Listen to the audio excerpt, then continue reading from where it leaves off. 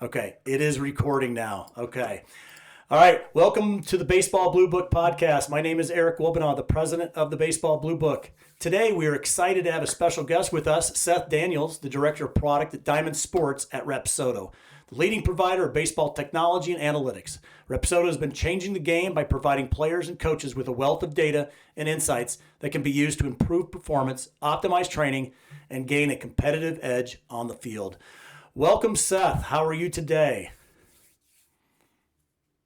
I'm good, Eric. I appreciate you having us on, and really looking forward to the conversation. Yeah, I appreciate it. The podcast is all about journeys, and so before we get into kind of the Rapsodo product, and I think the journey fits because products have journeys, coaches have journeys, but just kind of to stay in the same line. Seth, why don't you give us a little bit of background of who you are and when you started with Rapsodo and kind of where you are today, and we'll go into more in depth from there. Yeah, no problem. So I'm really fortunate enough to be the first person hired by Rapsodo over here in the States. That would have been about 9 years ago. So the company actually started out in the golf space, like so many other ball flight providers do. And so they had a white labeled product that they had in the market, SkyTrack, for those golf enthusiasts that are out there that know about it. That's a known and well-loved product, but we wanted to launch something under the Rapsodo brand name. And so they were looking for somebody over here in the States that had a little bit of baseball knowledge, a little bit of business background, and I, after college, had gone directly to work for a software kind of tech startup that had given me a lot of that experience, and also was fortunate to play baseball in college at a small D3 school northeast of Indianapolis. So I had a little bit of that mix, and were able to, really small world connection to a company located over in Singapore that we got started, and I came on board, and we really started building out the first product. That at that point in time it was about 10 engineers and then myself, and so we've come a long way over the last 9 years that we've grown the game. Now we have almost 200 employees globally. We have 3 or 4 different offices, from Turkey to Singapore to Japan, and now over here in the States. And we really have been blessed with the opportunity to work with all 30 MLB clubs and 90% plus of Division One baseball programs that are out there. So it's been a fun ride over the last few years.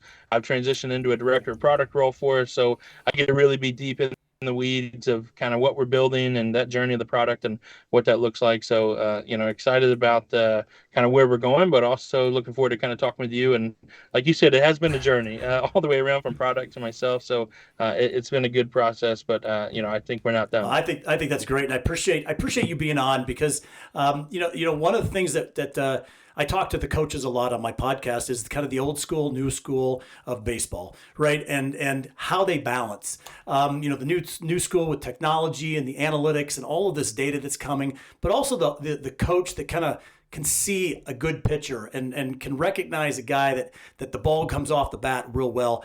One of the things that we're going to talk about is kind of the blend of those.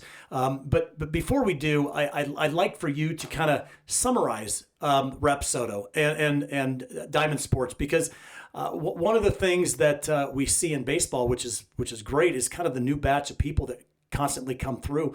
Rapsodo has been around for 9 years, and most people that have been in the sport, they understand what it is. They understand the value that it brings. Like you said, it's in all the major league clubs, so it's at the stadiums, it's at the collegiate level. But these young guys, the young players that are coming through, parents that are going to training facilities, now they're starting to be kind of introduced to this new technology. From a high level perspective, kind of layman's terms, how would you lay out what Rapsodo is, the value of it, and kind of the big picture of what it brings to the baseball community? Yeah, definitely. So we're a sports technology company that really focuses on the ball flight tracking. That's kind of our specialty, and the way that we do that is a little bit of like our bread and butter, with working with cameras and radars and kind of the combination of those two things. It allows us to do, the same thing that's being done at the MLB level. Our in those spaces, we can now take that same product and make it available for the youth athlete who's going to an academy to train or something like that. And so what we really focus on is the data from the ball flight, and then how we can empower coaches and athletes to really become the best version of themselves. think you hit the nail on the head. Part of that journey that we went through is a lot of education. It's a lot of working with coaches that had no clue about the data, some that were excited about it, some that were very opposed to it, that are there. But overall, I think it's become more and more common. I think what's been found out and what we always try to strive to do is just show that we're really not about replacing coaches. Our goal is to empower these coaches and the athletes to become the best version of themselves. Coaches, are like teachers and other, jobs like that, to where it's so important for them to be able to kind of pour into their kids and to make them a better version of themselves. And that's something that we feel like Rapsodo is a tool that can really help that. So it's a coaching kind of enablement tool. And ideally, it tells you a lot about yourself as an athlete and the ways that you can become a better version of yourself within that process. That's great. We talked about the education of coaches, and back to the comment I made about kind of the blend of the two. One of the things that coaches, we talk about it a lot. We talk about how do they implement this into the program. And you made that comment about validation. It's a validating tool more than anything. We can't replace the coaches. They know what they're doing. It doesn't define character. It doesn't define a good fit from a team perspective, but it really does give a lot of information that, if you don't have the information, you can't really fix some of the things that you need to. Before it was kind of, well, why don't you try this? Why don't you try that? Talk about kind of the small things that Rapsodo can bring to even to the young players, that are starting to start focusing on getting better, right? We always talk about development. And I think Rapsodo, in my mind, is such a great development tool, right? We're constantly developing, no matter where you are in the level. I was reading some quotes from even Major League Baseball players that utilize the product. Right after a trip to the mound, right? They're able to go back and take a look at how they did it, so they can kind of tweak some things and maybe focus on better preparing for the next trip. Talk about how kind of that blend of what real life, application to what you're providing to people. Yeah, I think from a data standpoint, we provide, especially kind of on the pitching side, and we can get into the hitting side as well. But pitching, you're looking at those sort of core data points of like velocity, the spin of the ball, and then how the ball is moving. I think that's kind of the most simplistic way that we can talk about it. And how the ball's spinning obviously has a huge impact on how the ball moves, and we can control how the ball spins to where you kind of have God-given abilities to either throw the ball a certain, hard, or spin the ball. Some guys can really spin it, and some guys can really throw it hard. And you can work on that and get better at it. But ultimately, it's difficult, and it takes time to develop that, where you can control, okay, I have 2,000 RPMs, rotations per minute on my baseball. That's probably going to be the same thing that happens next time I go out and throw, but I can control the way that the ball spins and then the way it inherently moves. So I think that's a big thing. Ultimately, when we think about use cases, the first time, I talk to maybe even a high school coach would be a good example, or an academy. What I always tell them to do the first time they ever introduce it to their players, I wouldn't have them show the numbers at all whatsoever. I wouldn't even let them see the screen. All I want to do is get a baseline of this athlete when he doesn't know any numbers, doesn't know anything. He just jumps up on the bump. He throws his bullpen. We get a good mixture of pitch types that he throws, and then I review it, but then I review it with the player, because odds are he's going to go through and I'm not going to ask him about his numbers, but I'm going to ask him like what he thinks and what he feels. So, okay, on this pitch, where are you starting it mentally, and then where do you want the ball to move to on that? And odds are, especially at a lower level, they're not going to be lined up with how the ball is actually moving. Right. So he's going to say, I want to start it at the catcher's helmet, and I want it to break down to his knee, something like that. Well, that's a 2-foot break, and you're only moving 6 inches. So maybe we need to rethink things on that one. So I think really figuring that out with just the intent of where am I trying to throw it? Where's it actually moving? We're not talking deep analytics here. We're literally just saying this is what the ball is actually doing and how it's behaving, and we can understand maybe different changes of what we need to do. Or two pitch types that may tunnel right on top of each other. They don't separate by velocity very much. They don't separate by movement very much. You're literally throwing the same pitch. So you may think in your head you have 5 pitches. Really, we have 3, but we double up on a couple and to do that. Maybe if you do want to throw those pitches, we don't throw them back to back, because now we're showing kind of the same thing. We're tipping our hand a little bit. So there's some ways we can get into that. And then I think the idea of pitch design is a maybe one of our kind of most popular terms that gets thrown around with how people use our device from a pitching standpoint, to where you can kind of craft a pitch based off of the data. I know how I want it to work. Now I can kind of work backwards to say, if I wanted to have this type of movement and this type of break profile, how do I need it to spin, and et cetera, that can come into that. Kind of a cool story, like you mentioned. It's not necessarily with a youth athlete. It's actually a story of working with the Giants and one of their pitchers. When they were first going around and kind of debuting the product, they had a guy who, two guys up on the bump, that were both Latin American players that didn't speak any English at all. And the coaches that were with us, they didn't have any of the coaches that actually spoke Spanish either. So they're having him jump up on the bump and throw, and the guy's cutting his fastball really significantly. So he's not getting behind it. He's killing the RPMs. He's not getting a lot of vertical movement, but he's spinning it like tremendously, like really high elite numbers that you would expect a guy in the Giants organization to do. The coaches use the app. They show him how the ball's spinning. They kind of like show him, I want you to rotate it in your hand and get behind it. And they're using these like nonverbal cues. The guy goes out and throws, and he picks up like 6 inches of vertical break on his fastball just by getting, I think he went from like a 60 something percent spin efficiency up to like a 92% spin efficiency in about 3 throws that were there. I mean, that's a tremendous break and number, where that, without having this tool to empower the coach and be able to do that, it would have been really difficult for the coach to know that without having that by their side. So that was a cool anecdote, something that early on that we realized this could be pretty powerful. That's awesome. What a great story, because as you said, he was already at the Giants level, so he already had the tools. He already knew how to throw, right? And it's that constant progression in development. Most of our audience is younger. It's parents. They're being introduced into Rapsodo. One of the things that you talked about is kind of education and educating people on the data.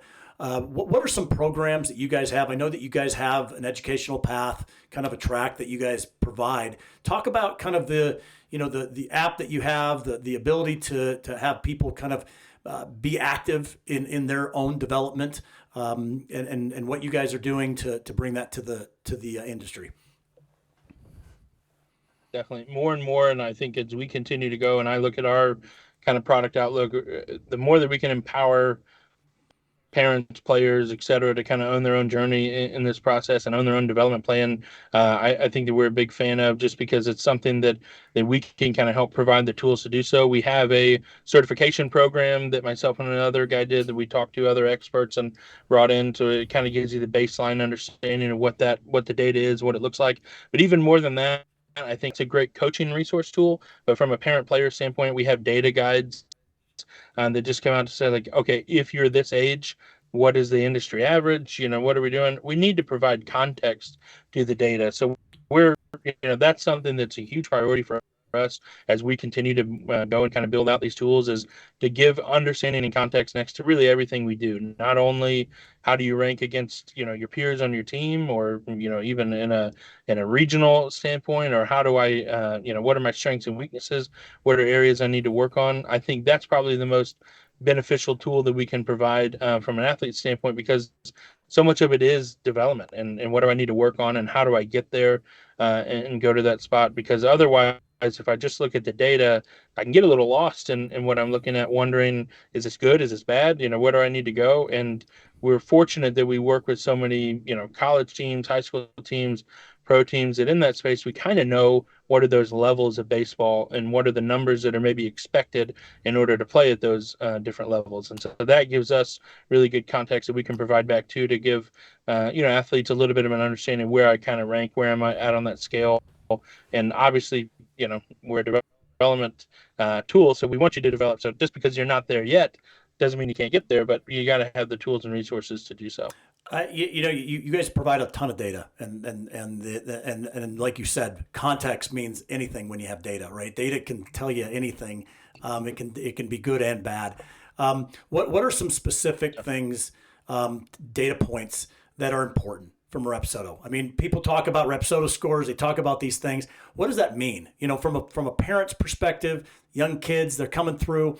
Because it's different than an ERA, it's different than a batting average, it's different than a slugging percentage. It's different. There's so many different. Those are statistics that people are gunning for, is there a score that Rapsodo that is like, I want it to get to this? And is there benchmarks? And you talked about benchmarks and kind of where you should be, but specifically talking to these parents, what's the most important thing that Rapsodo provides, and what they should be interested in understanding? Yeah, we do. We have kind of like a scripted session that you can go through. We call it a combine, that's on the platform, that it'll kind of spit out what we call a RAP score. And that really just tells you where you're at in a scale. It takes a 20/80 scale, which is very common from a scouting standpoint, and can tell you where you're at either in high school, kind of the youth age, college, or professional. So all the athletes that are on our system can be a part of that. And I think you're right. The typical baseball stats that you're used to hearing is in-game performance. It's ERA, it's strikeouts, it's whiff rate, it's whatever that may come up that you find important. And what we're talking about is your specific numbers. So how you are and how you train. So there's certain things I would say. This may sound like a little bit of a cop out, but it depends on the type of pitcher you are and the pitch types of. That's kind of what you're looking for. To be as easiest example of that is probably like Mariano Rivera. Uh, right? He had really low spin rate on his fastball, which created one of the nastiest pitches we've ever seen. But a lot of people think of low spin as not being a good thing because you want to have high spin rate, because that's kind of the common term that you hear out there. And so I think more and more just getting educated on what type of pitcher you are, and it can take you from a thrower to a pitcher when you really understand like what type of pitcher you are, what type of arm slot you have, what type of action on the ball, and then being able to kind of build out and craft the pitches. And maybe you're a guy that does naturally cut the fastball and you find it really difficult to not do that as you're throwing. Maybe you're a guy then that's prime candidate to throw a cutter because you're kind of naturally doing that a little bit. So I think it's those things that you can use, and finding the right coach, that has that experience and understands it, that uses it well, and that can really be a wonderful kind of thing, because they can build out a development plan for you and set those benchmarks like we're talking about. And we definitely try to do that in the app as well. Like we said, we definitely don't replace coaches in that sense. So, having those plan to say what we need to get to is great. And different coaches, they use it in different ways. And even some of the old school guys that maybe hadn't used it before are coming on, and it can be something that maybe they focus on a certain specific type of data point that they go through. And we found that there's no one way to do it, and that coaches can kind of provide their own unique path to have success with athletes and the technology. That's great. We're on with Seth Daniels, the director of product, Diamond Sports at Rapsodo. I want to make sure to remind everybody to subscribe to the channel, like and share. There's been a lot of fun, great conversation with Seth, talking about kind of how parents and players and people are using Rapsodo for development perspectives. But I'd like to get into, again, this is all about journey. And so the journey with Rapsodo is definitely not over, right? We're at a certain place. You are the director of product, kind of knowing where things are going. You got to be, ahead of the curve, per se, in business, understand kind of trends and directions.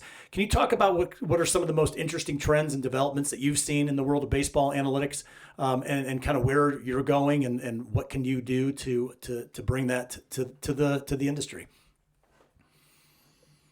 Definitely. There's almost sort of this tech revolution, right, that happened in the game of baseball.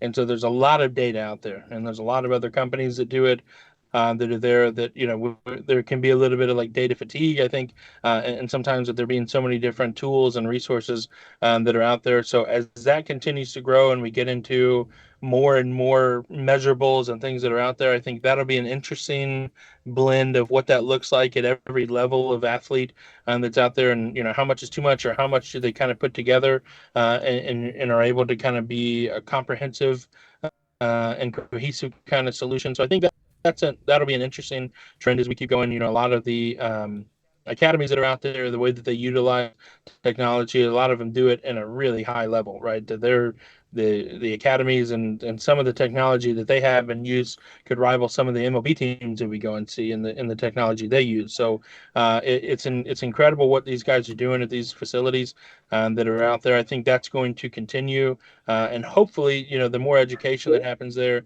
the more education that is really available for the individual parent and the player, and that they can kind of own a part of that journey and be there. I think player empowerment is going to continue. You think of the NIL, that's just one example of that that's there, but I don't think that's stopping anytime soon. So the more we can empower athletes to really take hold of their journey and their data and their process, I think that's great, and we definitely want to be a part of that. And then we're getting into the in game space as well.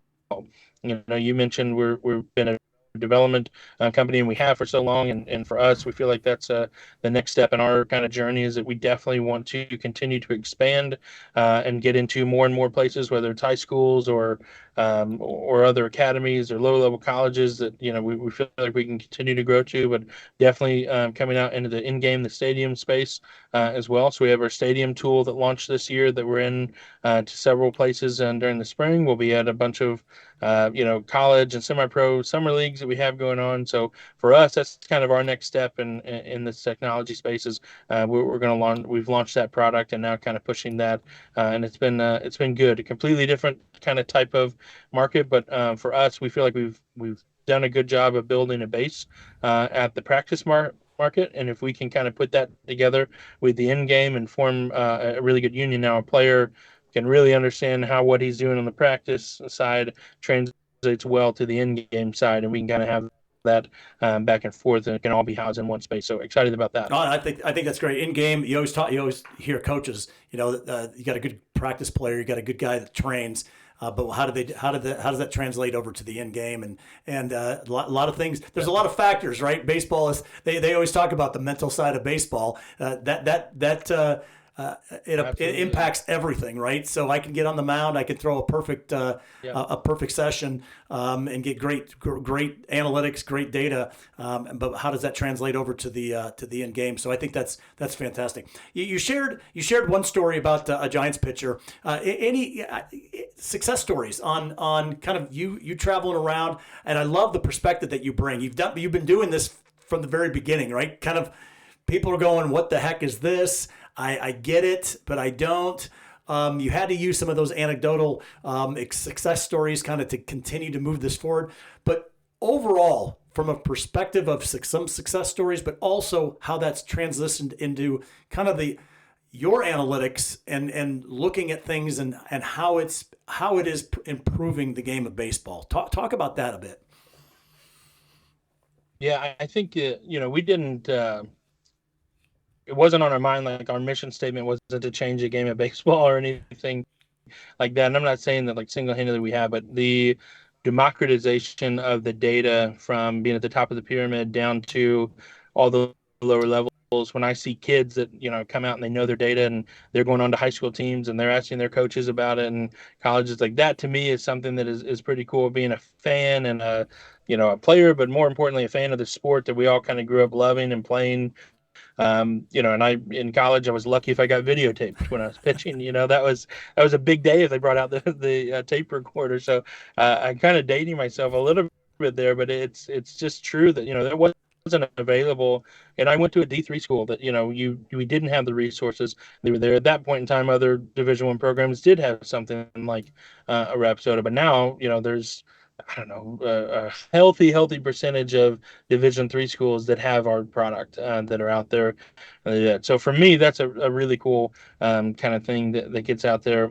I think also the ability to get exposure to players that are out there. So when we talk to college recruiters, when we talk to MLB scouts or agents, our data is kind of like the currency of these guys getting drafted or college recruiting. And I think that's great that you can have a kid that maybe didn't get exposed because he either couldn't afford to go to some of the pay to play events, or he just didn't have the numbers that got him on the circuit, and then he grew all of a sudden over the summer, and he's that guy that wasn't on a lot of teams' radars, but he can get that scholarship and he can get exposed by going to a place and getting his Rapsodo numbers and kind of putting that out there. And that is something I think has been a really cool byproduct.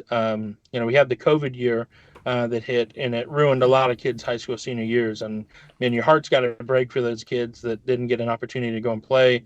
And a small portion of those guys that also thought they were going to get drafted, then that makes a little bit more, even more so for them because they couldn't kind of highlight their talents and Right. do that. So we had a player that we actually just got done filming a series with him. So it's going to be a cool video that comes out. And Nick, he blew up during that 2020 year because he was kind of on people's radars, but then he grew and didn't have a senior year to kind of showcase it. So he started throwing and working out at this facility.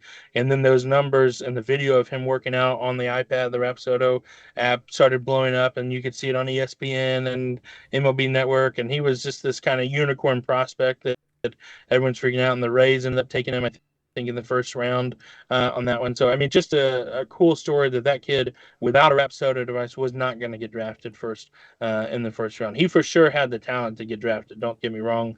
He worked his butt off. He had the raw stuff to do it. So we're not taking any credit for him being an amazing player and what he did. However, him kind of having that exposure is something that wouldn't have been available before. So those are those cool kind of stories that we get to hear about that we love hearing about too. That's awesome. So Seth, I mean, you talked about your background, right? We're going to take a journey back. You played collegiate ball. It's a love of your life. Talk about kind of how obviously that's a huge value in the job that you do today, but how much of that really goes into you from a product development perspective of looking at yourself back in those days, the recruiting processes that you went through? You said that you didn't have the equipment there. How does that affect you and the direction of what Rapsodo is and the direction that Rapsodo is going? So much. I don't think I would do. I don't think I could do this job if I didn't have, that experience. I think more importantly, we pride ourselves in the feedback that we get from coaches and at every level from that is that they can tell that baseball people are there. They built the product, that knew that, and you can tell when guys don't know the game, and you can tell when guys do know the game. And for us, it's always a compliment when they're like, "Oh, okay, I know you guys know baseball and know the sport," because we've been there, we've been in those shoes, we've been in those training sessions, we've been on midweek pins in the middle of a season, and we know kind of what that looks like. And so for us, really trying to put that perspective into building it, that was probably one of the first things we did. The tools that existed before were really built for MLB front offices.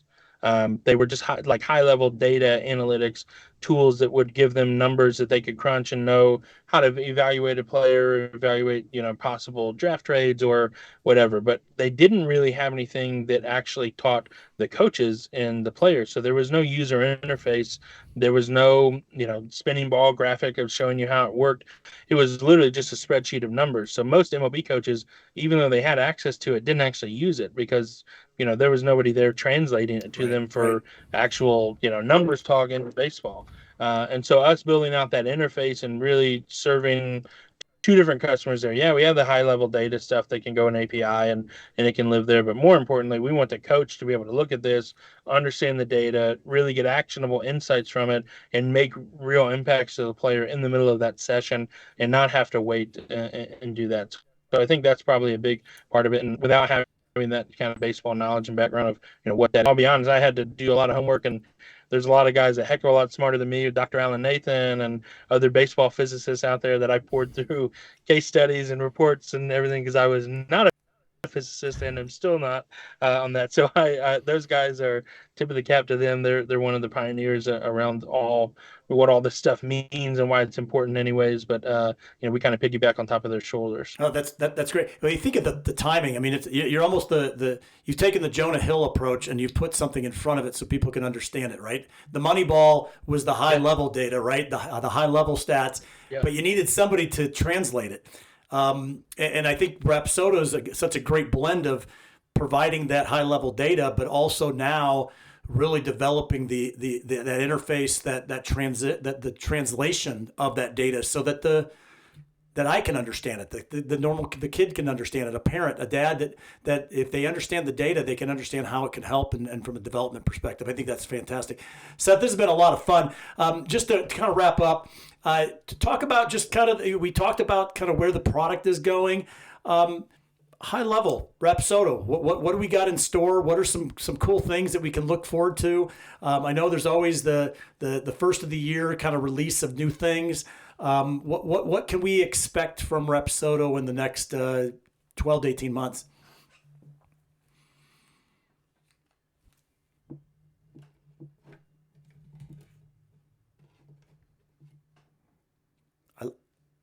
Yeah, I think that push towards the players and really kind of making sure that we're continuing to push the software in a way that provides that context to them and the parents as well. That's going to be a push for us on the software side for sure. On the hardware, we launched this year, obviously the two new things.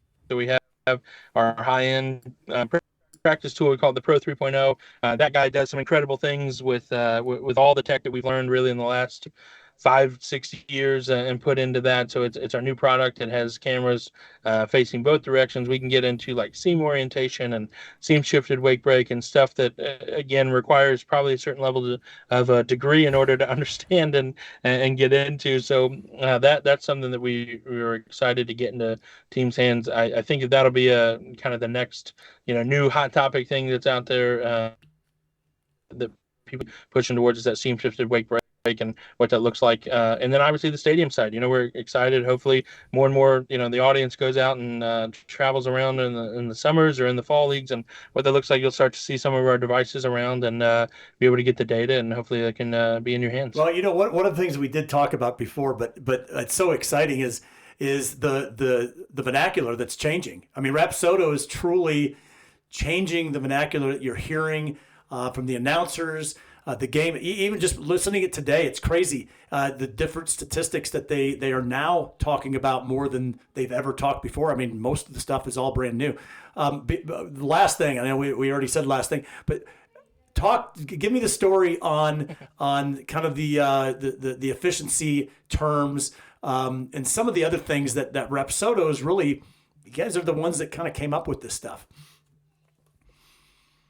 Yeah, and two things kind of come to mind. One is definitely, I know I mentioned this kind of off air to you, but when we were doing our initial product visits, we didn't even launched a product yet. This is just beta products getting out into people's hands. We didn't have the full interface built out yet, and we had the ability to capture basically true spin and total spin. What we mean by that is how many RPMs are there, and then how many RPMs are actually being used to create the movement.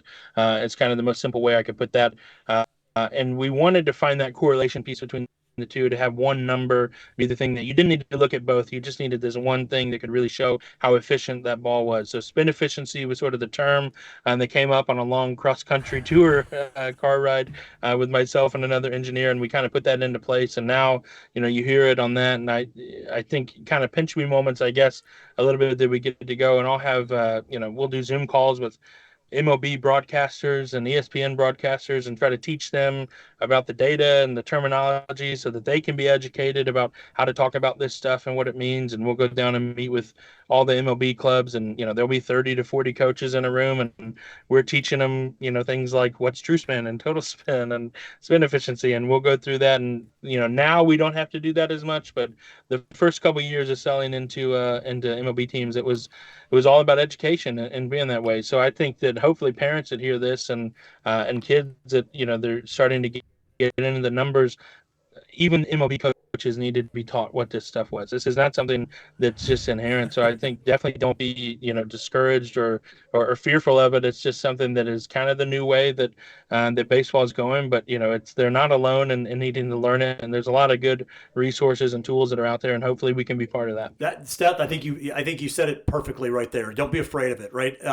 Even us guys have been around for a long time. We had to learn it. I mean, when Seth's coming up with it on cross country travels, we're all just kind of waiting to see what the new term is. So, Yeah. Well, Seth, I appreciate this. This has been a lot of fun. Great to kind of learn the journey, right? Rapsodo is out there. People know what it is, but I think kind of to wrap things up, it's something not to be afraid of. It's something to dig down into, learn about it, educate yourself, because it is the new terms. We all had to learn what an ERA was and a batting average, a slugging percent, a whiff. There's all these new terms. So we embrace it. Baseball embraces these things because data is what baseball is all about. And I think Rapsodo is such a perfect fit for the industry and what it brings to the game. It's been game changing. That's definitely what it has been. So it's been a blast talking to the guy that kind of was the beginning of this great journey that we all refer to as Rapsodo or the Rap Score, right? So thank you, Seth. Thank you very much. Yeah, absolutely. I appreciate it. There are a lot of people that kind of to help out through that process, but I appreciate you guys giving us the opportunity and to come on and kind of talk a little bit. I've enjoyed it tremendously and look forward to seeing what's next from you guys too. Thank you.